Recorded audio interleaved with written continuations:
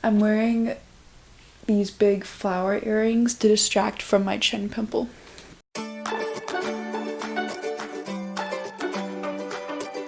Hey, it's Shay. Welcome back to my channel. Today I'm going to be sharing with you my nonfiction TBR for this year. For my overall reading goal, I'm going to try and read 30 books, but there are a handful of nonfiction books that I want to try and read. I want to try and read more like current event books and more like cultural books in terms of different communities and identities. So let's get into it. So the first one I'm going to read is A Quick and Easy Guide to Queer and Trans Identities by Maddie G. and J.R. Zuckerberg. There's also another book of this like 4-book series that talks about different aspects of like being queer, or I think there's one on being disabled as well. But it's like kind of like a comic book. I got this one from the library, and it just has a narrating slug apparently that talks about like different aspects of being queer and like different trans identities under the trans umbrella and stuff like that. So it should take me like maybe half an hour.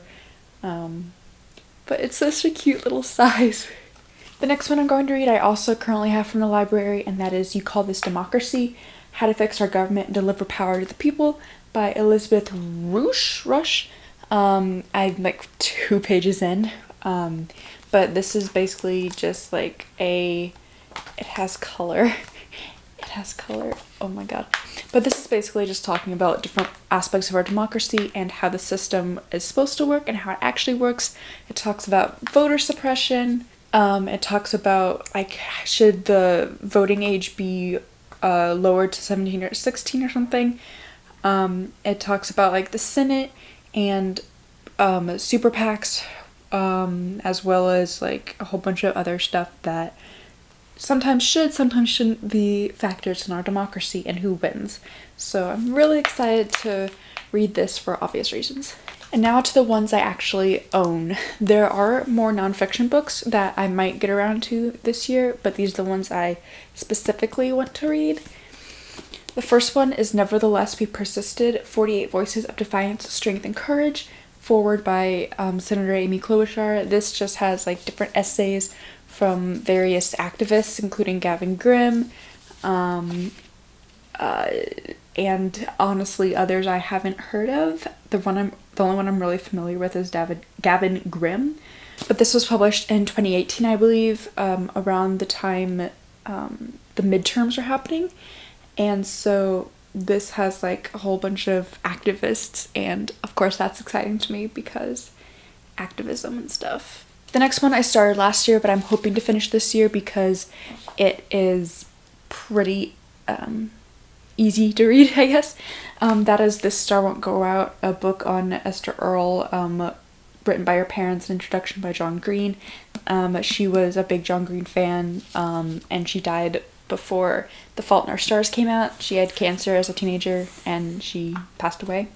But this is kind of like a memoir almost, but it's by her parents, and it includes like various pictures of her and some poems and drawings of hers, and it isn't like a full, like it's pretty thick, like 1.5 inches or so, but it's not like stock full of text. It has like a lot of personal, almost scrapbook like embellishments to it, so I should be able to finish it pretty easily. I just need to actually read it. I've already started it, but I want to read Sister Outsider, which is a collection of essays and speeches by Audre Lorde.